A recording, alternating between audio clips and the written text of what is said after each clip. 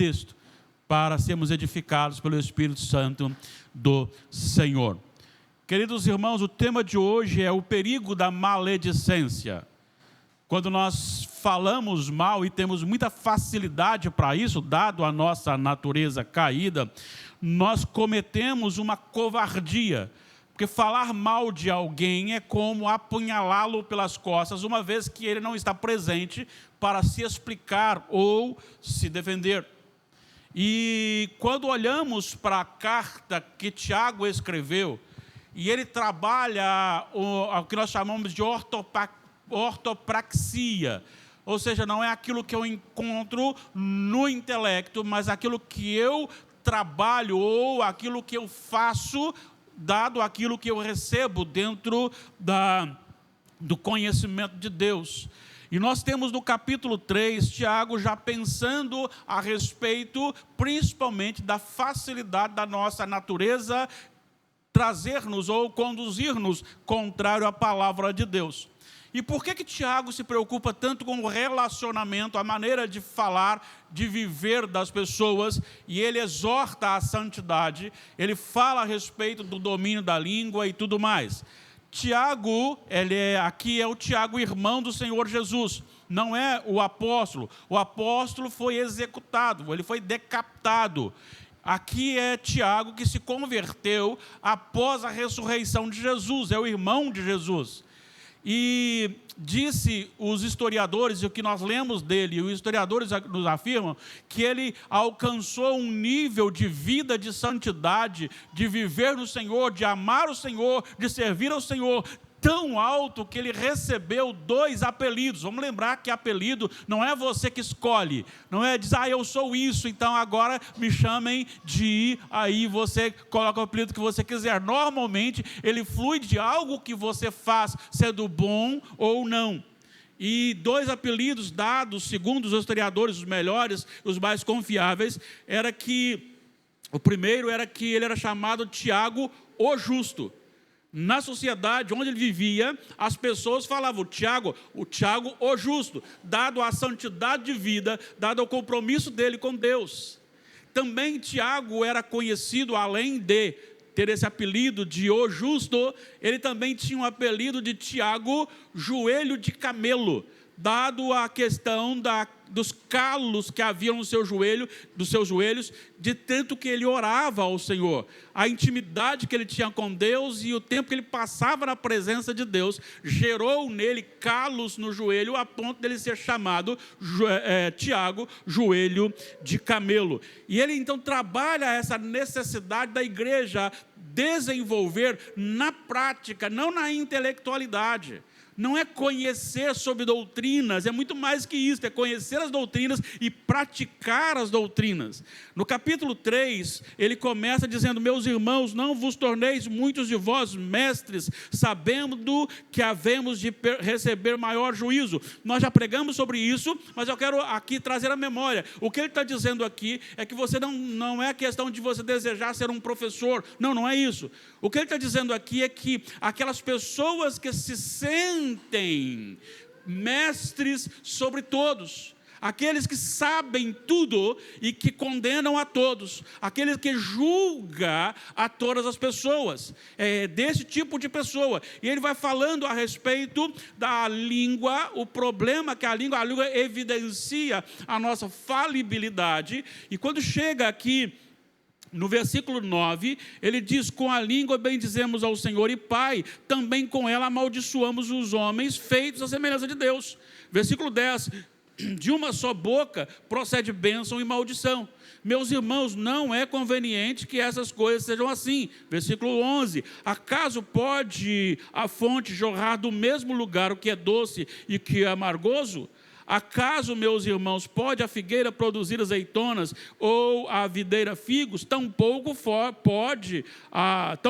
a fonte de água salgada pode dar água doce. O que ele está dizendo?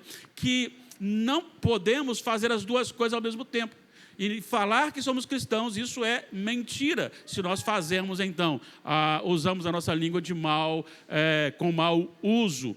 E então, ao descrever isso e depois de falar sobre a sabedoria que vem do alto, que é totalmente daquele conhecimento arrogado por aqueles que liam a epístola de Tiago, os judeus principalmente, ele também fala que há uma origem das contendas que está no coração do homem. Isso gera, dentro do coração, gera então ações negativas, pecaminosas, que exaltam, que inflam o ego, em que à medida que eu vou desmerecendo os outros, à medida que eu vou julgando os outros, à medida que eu vou criticando, falando mal dos outros, eu estou trazendo para mim a glória, como se eu fosse alguém super conhecedor de tudo e dono da verdade. Por isso ele diz que devemos não ser soberbos, mas nos humilharmos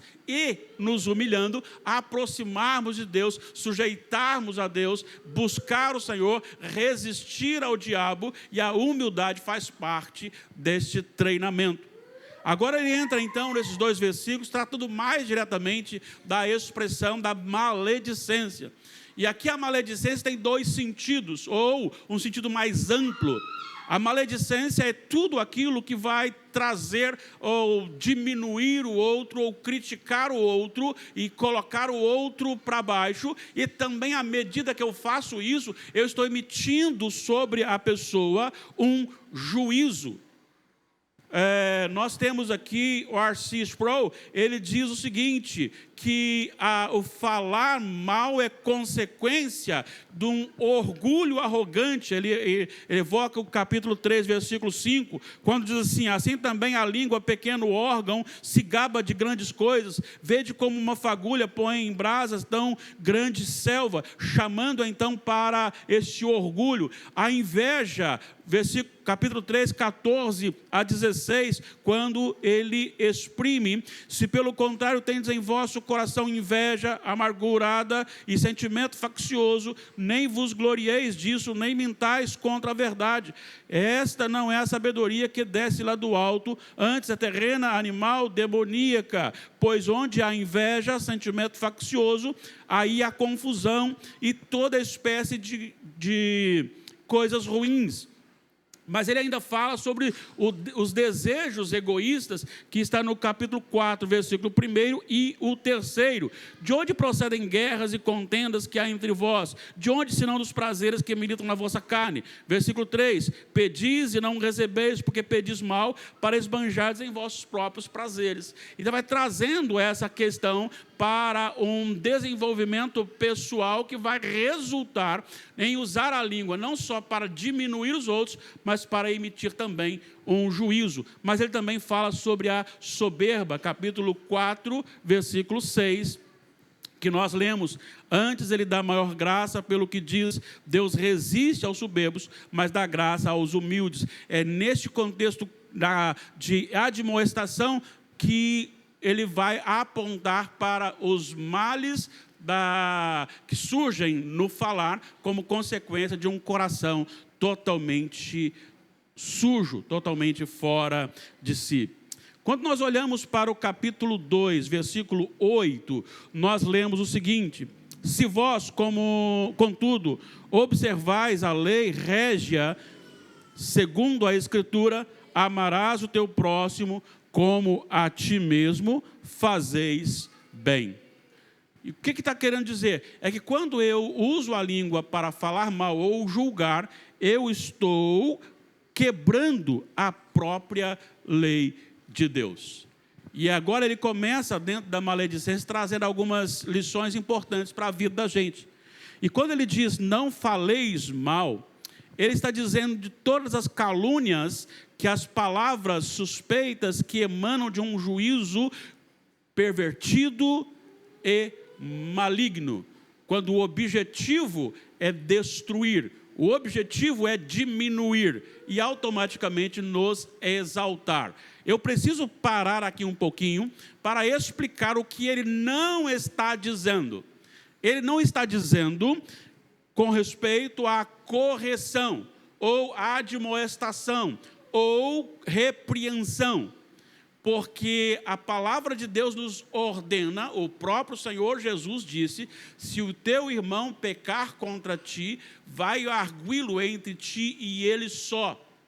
Se o teu irmão arrependeu, ganhaste o teu irmão. Se não, chame 2 testemunhas, volta a ele. Se ele ouviu vocês, ok. Se ele não ouviu, denuncie-o ao conselho da igreja, e o conselho da igreja o julgará. Se ele se arrepender, aleluia. Se não, ele é excluído, e ele é não só excluído, mas ele é considerado como um ímpio, alguém fora da família de Deus. E para autorizar isso, é nesse contexto que Jesus fala que onde tiver 2 ou 3 agindo no meu nome, ali estou no meio deles. Ou seja, quando há esse julgamento bíblico de alguém que não se arrepende, esta pessoa, quando é excluída, ela é excluída na autoridade de Jesus, não é simplesmente um ato humano.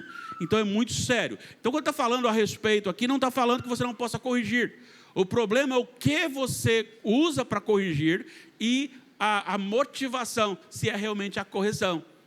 Porque o que nós temos é a palavra de Deus. Ela é a base para a correção, ela é a base para a admoestação, ela é a base para a repreensão, e a motivação disso é o amor, é restaurar, é trazer de volta. Mas voltando então, o que isso quer dizer? Ele está dizendo que quando eu falo mal, 2 coisas surgem neste meu coração que estou falando mal. Primeiro, nós somos levados a pensar que somos melhores do que os outros. Eu sou melhor que você. É um sentimento egoísta e equivocado também, mas é algo que está no coração em que eu começo a pensar que eu tenho a autoridade para julgar e condenar você. Não estou falando de um processo em que há um juiz julgando, seja eclesiástico ou não. Não estou falando de quando eu começo a falar mal dos outros, emitindo julgamento. Eu estou então dizendo que eu sou melhor do que ele. Não só isso. A segunda coisa é que quando eu falo mal das pessoas, eu arrogo para mim, é que eu tenho uma régua, e esta régua tem que todos se submeterem a ela. É a minha vontade, é a minha interpretação, é o meu modo de ver. Se a pessoa não enquadrou naquilo que eu estou falando ou fazendo, então a pessoa é errada e eu vou tecer críticas e juízos sobre ela. Eu sou a própria régua, eu sou a lei. É isso, e esse é o perigo da gente falar mal dos outros ou julgar as pessoas. Por isso ele diz, não faleis mal uns dos outros, nem julgueis uns aos outros. Por que ele está chamando essa atenção aqui? Porque como nós já vimos no capítulo 2, versículo 8, o mandamento é amar o próximo. Nós temos que amar o nosso próximo. Claro que o amor ao próximo também requer admoestações, mas isso feita no amor. Mas quando eu julgo e falo mal, eu estou, de certa forma, julgando, tirando fora a própria lei. Pois se a lei me ordena uma coisa, e eu, em cima da minha lei, eu julgo quebrando aquela lei, eu estou, de certa forma, me afastando desta lei. Por isso ele diz que aquele que fala mal do irmão ou julga o irmão, fala mal da lei. A Bíblia me proíbe falar mal do irmão, mas quando eu falo mal do irmão, eu estou criando uma lei que vai contra a lei de Deus, e isto é perigoso.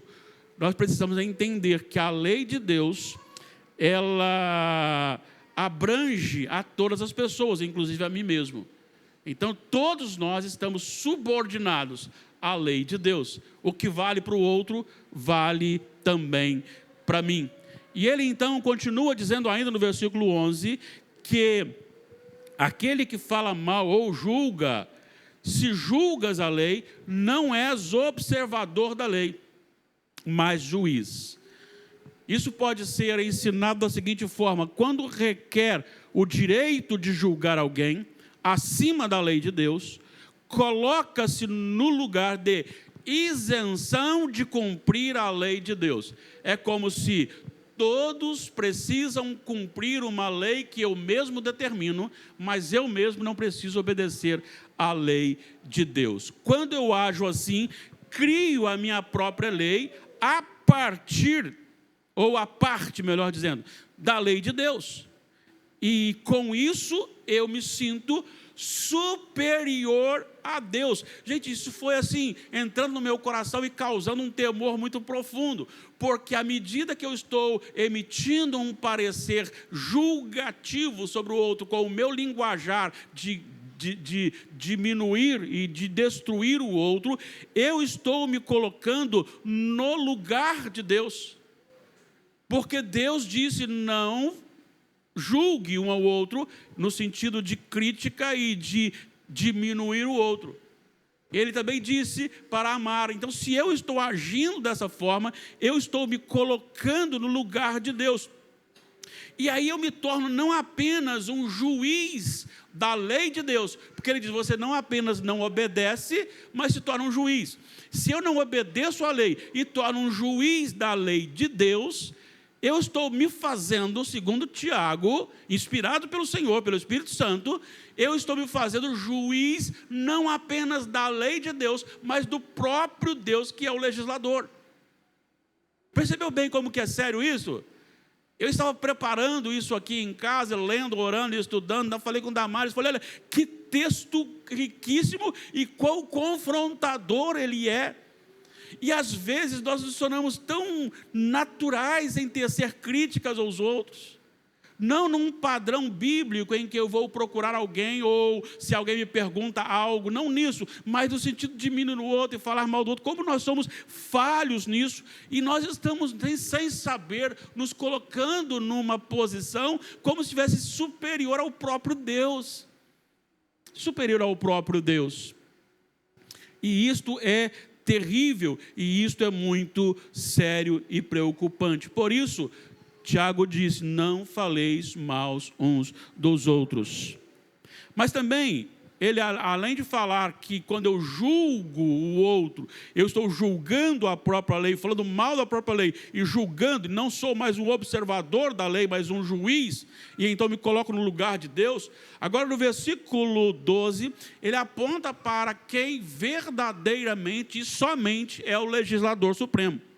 Então ele diz, versículo 12: um só é legislador e juiz, aquele que pode salvar e fazer perecer. Tu, porém, quem és que julgas o próximo? Então, quando nós criticamos negativamente o próximo, nós julgamos a lei de Deus, nós julgamos o próprio Deus e nos colocamos no lugar de Deus. Sim. Então isso já é terrível. Já é terrível. Se eu crio a minha lei, eu estou dizendo que Deus é imperfeito, incapaz, e a lei que ele criou é insuficiente.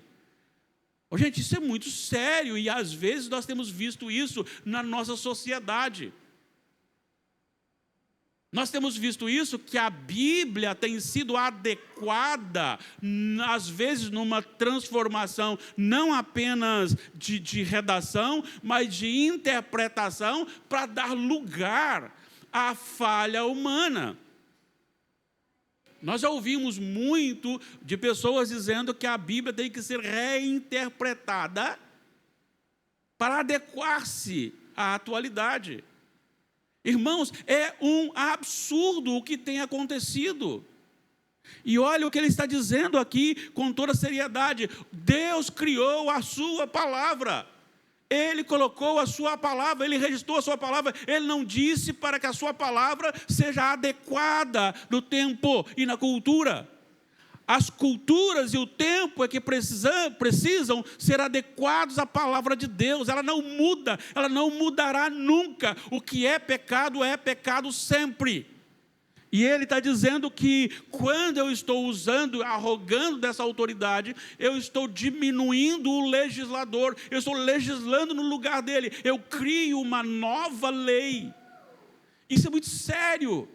E isso é levado não apenas para o falar mal, mas quando falamos mal da própria lei de Deus, e este é o caminho que nos conduz ao desvio, à heresia e à introdução de coisas que a igreja passa a viver segundo uma interpretação pessoal e não segundo o que realmente a Bíblia está dizendo.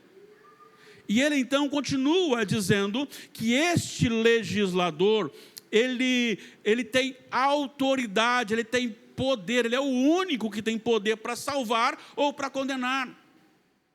Quantas vezes eu estou no sepultamento e alguém familiar, diante de algum acontecimento de morte, chega e diz: o que você acha? A minha resposta é uma só: eu não acho nada. Não compete a mim achar nada. O único que tem autoridade sobre o destino final de uma pessoa é o legislador, é o juiz supremo, é o julgador. Porque este tem poder sobre ele e sobre mim. E o que eu faço, ainda que possa ser menos ou não tão menos do que o outro, mais menos do que o outro, o mínimo que eu faço é suficiente para me condenar. Então, ele é o único legislador e eu não posso colocar-me no lugar dele. E aí ele vai concluindo, dizendo assim, é o único que pode salvar e fazer perecer. No último dia, e aí é uma expressão minha, né, o ímpio, ele vai se curvar diante de Jesus, aquele que não aceitou Jesus aqui, ele vai se curvar diante de Jesus e falar assim: Ele é o Senhor, Ele é o Deus, Ele é supremo, e a justiça de Deus é perfeita. Embora não haja mais tempo para ele, mas até mesmo não tem como não reconhecer essa justiça perfeita de Deus, porque Ele é perfeito, Ele é o legislador, Ele é quem pode usar de misericórdia e nos está concedendo misericórdia agora e graça agora, quando este evangelho nos é oferecido aqui e agora, talvez para melhorar a língua, começando em mim, talvez para melhorar outros aspectos da nossa vida, talvez para tomarmos uma decisão aqui e agora de consagração de vida, talvez para entregar o nosso coração a Ele e nos deleitarmos nele, a ponto de dizermos assim como Davi disse: outro bem não possuo, senão a ti somente. E ele então encerra esse bloco dizendo assim: tu, porém, quem és que julgas o próximo? O que ele está dizendo com isso? Ele está dizendo com isso, alguns pensam que ele está chamando a pessoa a examinar a si mesmo. E de certa forma, sim. Você está pensando que você é alguém? Está pensando que você é santarrão, não peca? Está pensando que você é aquele que não precisa de Jesus? Nós temos um mal muito grande, e isso é idolatria, quando nós pensamos que determinadas pessoas irão para o céu direto.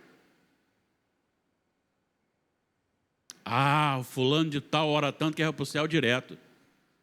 A irmã tal ora tanto que vai para o céu direto. Se alguém vai para o céu direto, não precisa de Jesus. Ninguém vai para o céu direto. Ninguém, desde Adão até o último, não vai para o céu direto. Precisa de Jesus. E se precisa de Jesus é porque somos pecadores. E ele diz: olhe para você mesmo, olhe para o seu coração. Eu preciso falar para vocês algo, e talvez não se assustem dessa minha confissão, mas eu tenho total convicção na minha salvação. Eu tenho total. Eu não penso assim: eu quero ir para o céu. Não, eu tenho certeza que eu vou para o céu. Eu tenho certeza absoluta, e não é por causa de mim, é por causa do meu Senhor Jesus. Eu tenho certeza também das minhas falhas, que são suficientes para me condenar, mas eu sei que o sacrifício de Cristo foi perfeito. E eu vou contar uma coisa para vocês: em determinado momento da minha vida, eu perdi a alegria da oração. Eu perdi a alegria e o prazer da leitura bíblica. Não parei nem de orar e nem de ler a Bíblia, mas era uma luta para estar orando. E eu, depois disso, Deus retornou e me deu a graça de trazer de volta a alegria da minha salvação. E eu então comecei a perceber quão maravilhoso é o meu Senhor, porque até mesmo quando eu perdi o prazer de orar, até mesmo quando eu perdi o prazer da minha devocional, até mesmo quando eu perdi o meu prazer de estar na presença dEle, Ele não se distanciou de mim. Ele esteve presente, Ele esteve me sustentando, apenas me mostrando quem eu sou, para que houvesse arrependimento. Arrependimento não é mudança de atitude. Mudança de atitude é consequência do arrependimento. Arrependimento é mudança de mente, de coração, é interno. A minha motivação muda, ela é alterada. Quem sou eu? Quem é você? Quem somos nós? Sem Jesus não somos nada. Todos estaremos perdidos, condenados sem Jesus. É por isso que ele chama a atenção. Nós que somos cristãos, precisamos desenvolver a santificação. E uma das coisas que precisamos fazer é zelar pela nossa língua. Eu quero então aqui fazer algumas aplicações práticas, algumas lições práticas para a nossa vida. Primeiro, o modo como usamos a nossa língua revela o que temos no coração. Refreá-la é sinal de um coração transformado. Mesmo que muitas vezes possa surgir alguma coisa, e vai surgir. De repente você vai se pegar falando mal de alguém, julgando alguém. Veja, eu estou dizendo, não significa você corrigir alguém pela palavra. A palavra é a régua, a palavra é o prumo, é ela que tem que ser usada. Não por aquilo que eu acho que deve ser, mas por aquilo que a palavra é. Então, estou corrigindo alguém. Mas nós vamos nos pegar, muitas vezes, tecendo críticas sobre alguém, sem ela estar presente, e sem ter nenhum sentido para isso.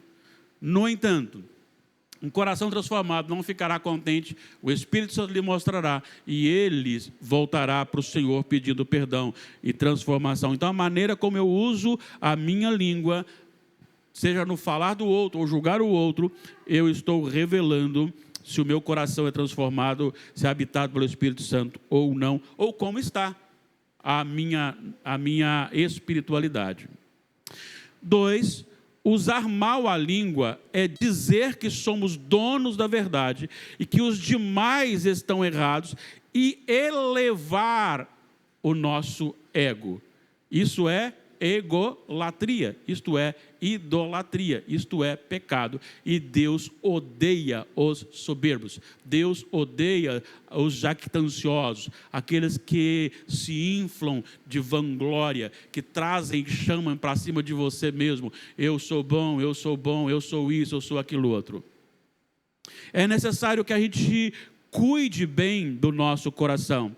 Cuide bem, sabendo que eu tenho pontos positivos que eu posso abençoar outras vidas. Mas sei também que os demais têm coisas para me abençoar. E nós somos, como disse o autor aos Hebreus, não deixemos de congregar-nos, como é costume de alguns. Antes façamos a demonstração, quanto mais vezes que o dia se aproxima. Ele não diz assim, não deixemos de congregar para que o pastor Everson admoeste vocês. Façamos admoestações mútuas, em que eu aprendo o que eu estou pregando, eu aprendo com o que o outro pregou, o outro aprende com o que ele está pregando mesmo, com o que o outro pregou, e assim nós vamos sendo admoestados no Senhor. Então, use bem a sua língua, use bem o seu coração, e você não é o dono da verdade. A palavra de Deus é a verdade. Terceiro, falar mal do próximo é falar mal do próprio Deus, pois fala mal da própria lei, que proíbe falar mal das pessoas. Quando você tem este hábito e começa a dizer isso, você está dizendo que a lei de Deus, ela não é perfeita, e neste ponto você está acima dela. 4, falar mal da lei é dizer que não precisa dela, é criar a sua própria lei, é estar acima de Deus. Eu tenho a minha lei, eu tenho aquilo que eu acho que deve ser, e é assim que eu vou medir os demais. 6, Falar mal de alguém é arrogar para si funções exclusivas de Deus. É tomar, de certo, o seu lugar. Parece uma coisa simples, mas não é. Vou repetir. Quando eu emito um julgamento sobre o outro, quebrando a lei de Deus, eu estou arrogando para mim funções que são exclusivas de Deus. Agora, deixa eu dizer uma coisa. Quando eu tomo o lugar de Jesus Cristo, o Deus Filho, eu me torno o anticristo. Um anticristo. Eu não estou falando do anticristo, que virá no final, que será uma pessoa individual. Eu estou falando dos agentes do anticristo. E isso é terrível. É terrível. 7. Ao invés de julgar o próximo, devemos olhar para o nosso próprio coração e, através das Escrituras Sagradas, reconhecer quem somos e clamar por transformação do Espírito Santo. A pastor Natanael e eu conversamos bastante quando saímos juntos sobre alguns aspectos. Eu já falei para vocês aqui, e repito dentro desse texto, que comparar a nossa igreja com outra igreja é muito fácil. Porque eu vou escolher os pontos positivos da IPB de Nova Brasília e vou evidenciar os pontos negativos de um outro local, de outro bairro ou outra denominação. Acontece que aquela outra denominação ou a mesma denominação em outro bairro pode fazer a mesma coisa. Vai elevar o ponto positivo dela e o negativo da Nova Brasília. Então eles ficam melhor do que nós. O correto para nós é elevar ou nos comparar segundo o Senhor Jesus Cristo, segundo a palavra de Deus. E aí nós veremos que nós e todos os outros somos muito devedores da nossa vida espiritual. E por isso, queridos irmãos, eu encerro dizendo que Deus é o único com total autoridade para condenar ou salvar alguém. Então, por isso, quando você ver alguma coisa errada no irmão, e aí eu também preciso fazer isto, ao invés de comunicar para o outro, que nós fazemos com muita facilidade isso, a melhor coisa é dizer o seguinte: olha, meu irmão, a palavra do Senhor diz isto, isto, isto e isto, e ser uma bênção na vida daquela pessoa. Se ela não quiser, aí já é outra questão, é dela com Deus. Mas nós precisamos agir assim, porque Deus é o único que pode fazer arrepender e pode também condenar quem Ele quiser. Que o Senhor tenha misericórdia de nós, porque nós temos o Senhor Jesus, somos salvos, mas nós precisamos melhorar a nossa vida, precisamos melhorar o nosso comportamento, precisamos melhorar o nosso coração para melhorar assim a nossa fala, o nosso pensamento, a nossa fala e as nossas ações.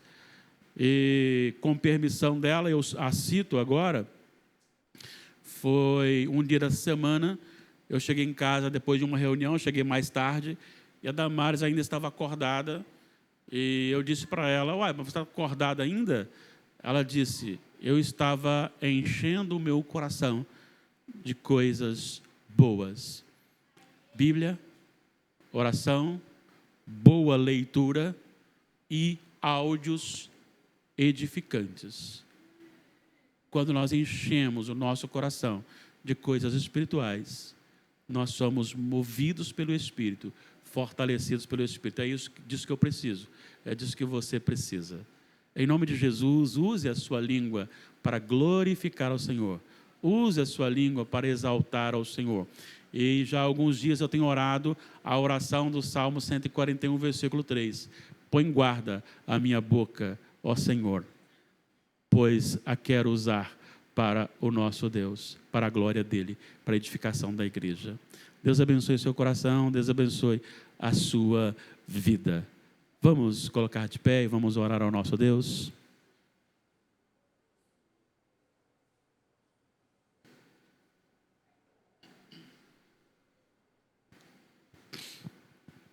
Senhor,